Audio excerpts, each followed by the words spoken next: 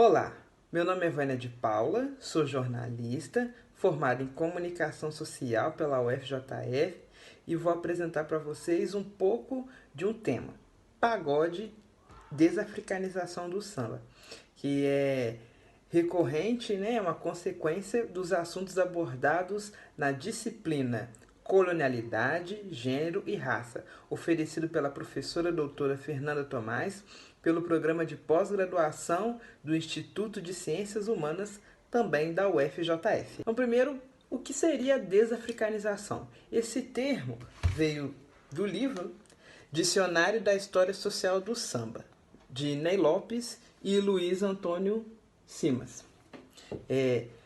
Desafricanização é um processo por meio do qual se tira ou procura tirar de um tema ou de um indivíduo os conteúdos que o identificam como de origem africana.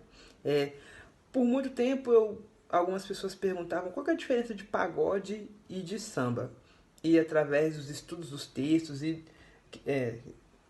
os estudos dos textos debatidos na disciplina e também através desse livro, eu pude perceber que a diferença é muito mais do que estética, simplesmente estética.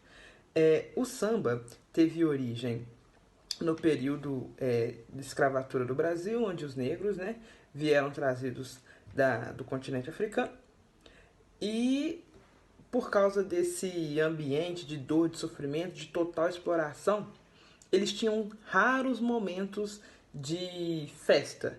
E nesses raros momentos de festa em que os senhores os permitiam, eles cantavam, dançavam, cultuavam. Então o samba surgiu desse contexto, né? Algo precedente, né? Umbigada, lundu, são também outros gêneros, outras manifestações recorrentes do samba. Depois da abolição e do período de início da República, o negro ele continuou sendo marginalizado. Ele era visto pela elite como um marginal.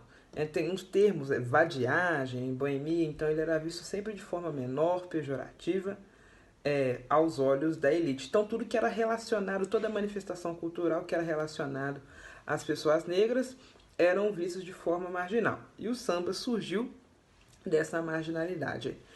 Então como que o samba passou de algo marginal, consumido ou de coisa de negro, ou vadiagem, para a massa ser consumida? Como que foi? Bom, eu vou focar na cidade do Rio de Janeiro, porque ela era a antiga capital do país. Então, na década de 30, em que o rádio estava dominando os discos, né? O rádio era o principal veículo de comunicação de massa do Brasil naquele momento. Então, os grandes cantores, o samba começou... Noé Rosa, que já era um perfil diferente dos outros sambistas, né? Ele era morador de Vila Isabel, ele era estudante de medicina, então ele já tinha um perfil e o diferenciado, um dos expoentes desse novo samba. Mas um movimento, um gênero foi crucial para a gente ver um pouco dessa desafricanização até eu chegar ao pagode dos anos 90, que é a Bossa Nova. A Bossa Nova é chamada por alguns historiadores de samba de apartamento. Eram todos moradores da Zona Sul carioca, era um outro contexto socioeconômico, né? Nara Leão, Tom Jobim, João Gilberto, Carlos Lira, Roberto Menescal, entre outros nomes. Na letra, a estética era diferente do samba de morro. A bossa nova, ela foi consumida pela elite, foi vista, né, com bons olhos, tanto que a Garota de Ipanema foi regravada por Frank Sinatra, foi um boom mesmo nacional e internacional. Mas por que essa desafricanização, o que é no cerne? É tirar o que é África, tirar instrumentos de percussão, cantos em relação à religiosidade africana. Então, para o samba ser consumido pela massa, teve que ser inserido instrumentos eruditos, tirar a estética percussiva, né, de tambor somente, inserir outros instrumentos que ficassem mais auditivos, né, prazerosos para a grande massa ouvir e consumir. Os grupos de pagode, eles têm uma peculiaridade dos nomes, né? Catinguele, Negrito de Júnior, Grupo Raça, Raça Negra, Exalta Samba, Soweto, que é o nome de uma cidade da África do Sul. Eles têm nome que remetem mesmo a essa africanidade, a essa ancestralidade, mas as letras, o cotidiano, o modo de viver dos músicos distancia bastante dessa africanidade, né?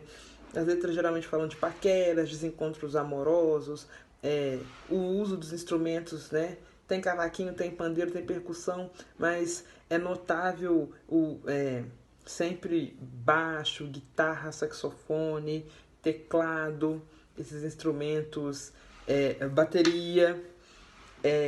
Então, é perceptível que para chegar na massa, para chegar no todo, para ser ouvido nas rádios, ele tem que falar de coisas universais, né? Como o negro não é visto como universal, então ele tem que tirar toda essa África, todo esse culto aos orixás, toda somente a percussão ou os lamentos do cotidiano, de quem vive em outras condições, para ser consumido pela massa.